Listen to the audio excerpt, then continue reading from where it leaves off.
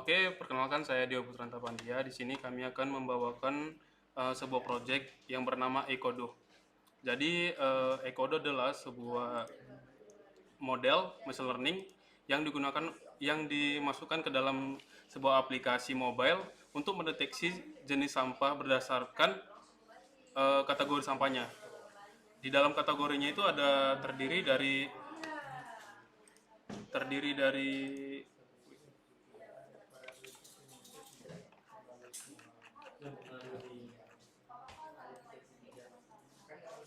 maaf sebelumnya.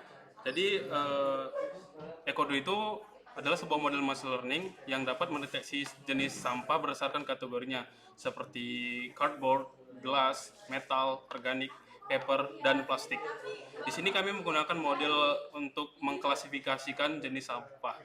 Oke, selanjutnya akan dijelaskan oleh Kak Naufal Kans.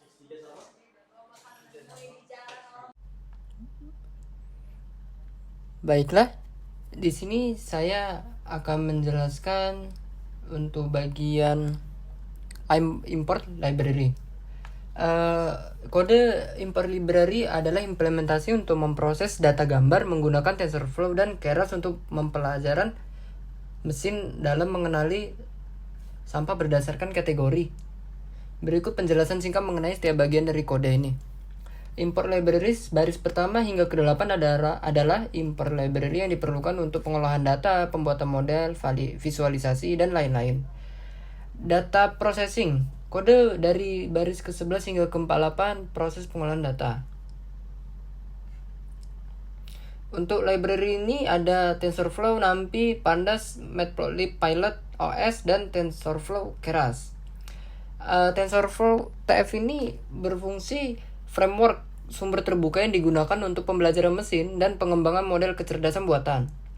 Untuk NumPy adalah library Python yang digunakan untuk komputasi numerik, terutama untuk bekerja dengan array multidimensi, digunakan untuk manipulasi data numerik. Pandas adalah library Python yang menyediakan struktur data dan fungsi untuk bekerja dengan data terstruktur, terutama dalam bentuk data frame. Digunakan untuk manipulasi dan analisis data.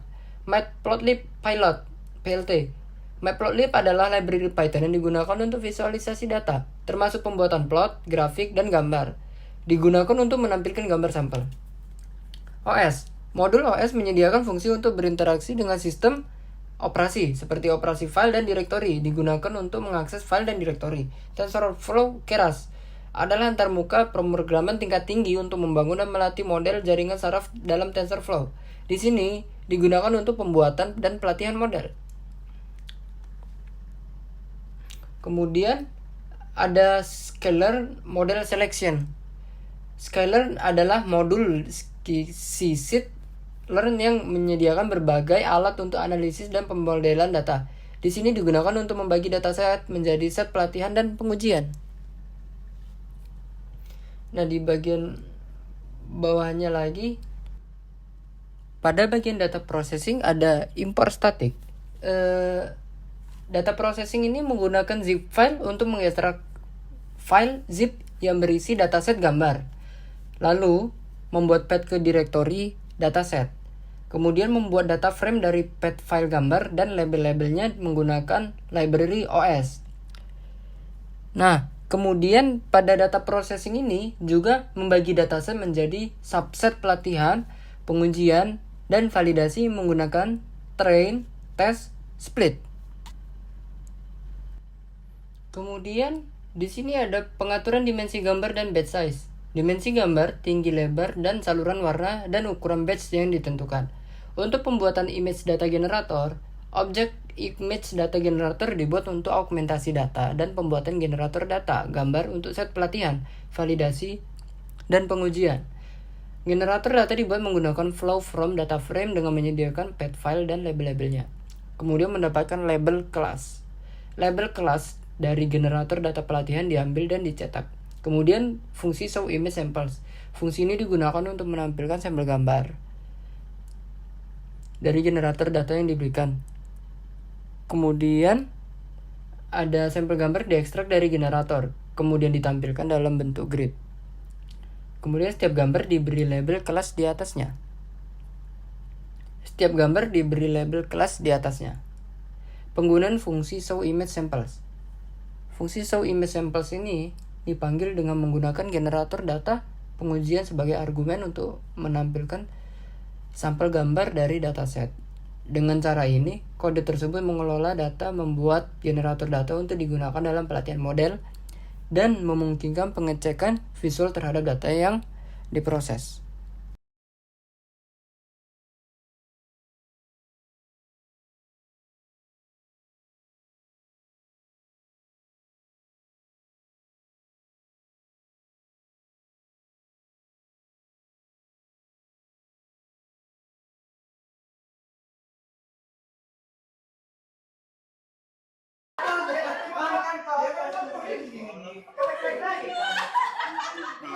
Oke, bentar ya, di sini agak bising.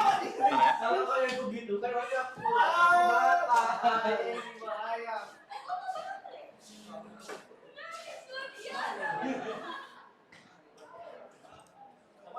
Oke, terima kasih Kak Noval. Saya akan lanjutkan. Di sini kami akan melanjutkan tentang configuration transfer learning. Di model ini kami menggunakan transfer learning dengan memakai model SSD MobileNet V2 dari TensorFlow Model Garden. Di sini kami menggunakan MobileNet V2 dengan input shape yaitu height, width, dan channels yang sudah tadi dijelaskan oleh Kak Noval. Di sini kami mengeset alpha 1,1.0 yang di-include dengan false. Dengan width-nya kami menggunakan ImageNet. Di sini kami menggunakan inputnya menggunakan TensorFlow.keras.layer sebagai input dari dataset yang sudah di generator. Di sini kami membuat model sebagai trainable, kami set sebagai false karena di kode selanjutnya nanti modelnya kami training lagi menggunakan beberapa layer yang sudah kami siapkan. Ini adalah ringkasan dari modelnya. Bisa saya scroll ke bawah lebih jelas lagi. Nah, dapat dilihat model base-nya itu memiliki banyak sekali layer, tapi total paramnya itu sekitar 22.000 sekian dengan ukuran 8,61 MB. Oke, saya akan melanjutkan ke model yang sudah kami siapkan. Di sini kami memberi nama modelnya itu adalah Ecodo. Ecodo merupakan kepanjangan dari Recommendation Based Your Image. Nah, di sini kami menambahkan model yang sudah kami transfer dengan nama TL model sebagai variabelnya. Lalu kami tambahkan sekitar 4 layer, yaitu menggunakan TensorFlow dengan layer pertama Global Average Polling to Dimension. Lalu model selanjutnya itu adalah Dense. Layer selanjutnya itu adalah Dropboard, dan model terakhir adalah Dense dengan Activation Soft Next. Lalu di sini kami optimasikan modelnya menggunakan Adam dengan learning rate 0,001, dan kami pada saat training kami merekam lossnya, yaitu menggunakan parameter categorical concentropy dengan matriksnya akurasi. Di sini dapat kita lihat ringkasan modelnya. Di layer pertama kami menggunakan model transfer learning yang sudah saya jelaskan sebelumnya, yaitu MobileNet V2. Layer kedua itu Global Average Polling to Dimension. Yang ketiga Dense, yang keempat Dropout, dan yang kelima itu Dense. Jadi di sini kami menggunakan total 5 layer untuk pelatihan model kami. Nah, di sini kami melatih model dengan 2 kali epochs dan menggunakan validation gain sebagai validasi datanya. Di sini tadi kami ini diabaikan saja karena di sini tadi kami rencana menggunakan callbacks. Kalau misalnya trainingnya itu tidak berjalan dengan baik. Nah, setelah kami training selama beberapa jam dengan dataset kurang lebih 2.500 dataset, kami mendapatkan akurasi yang sangat bagus, yaitu dengan loss 0,1995 dengan akurasi 0,9299 dengan validation loss-nya itu juga sangat rendah 0,3914 dengan validation akurasi yang sangat tinggi yaitu 0,8720. Lalu di sini kami menyimpan modelnya yaitu dengan nama model EcoDo Saved model agar model yang sudah dilatih itu disimpan. Nah, setelah disimpan modelnya kami load menggunakan ini parameter ini, lalu kami membuat signature keys agar modelnya bisa digunakan. Dapat dilihat di sini. Nah, karena model ini tadi sudah saya jelaskan sebelumnya, ini adalah project saya untuk penggunaan aplikasi mobile. Kalau menggunakan model dengan inputan H5, pasti modelnya sangat berat. Maka di sini kami convert modelnya dari H5 menjadi TensorFlow Lite agar lebih ringan digunakan di smartphone. Setelah di-convert, nah di sini saya akan mencoba modelnya yang sudah kami training dengan dataset yang sudah saya siapkan, yaitu gambar kertas. Nah, di sini saya mengimport beberapa library untuk mencoba modelnya, itu NumPy dan TensorFlow. Di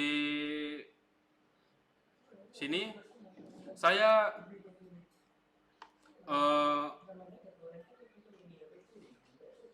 maaf, di sini masih itu untuk konversi modelnya, maaf. Di sini juga sama, modelnya di zip. Nah, di sini adalah tesnya. Saya model yang sudah di-save tadi dengan nama model ecodo.h5 yang kami dicoba di PC sebagai testernya.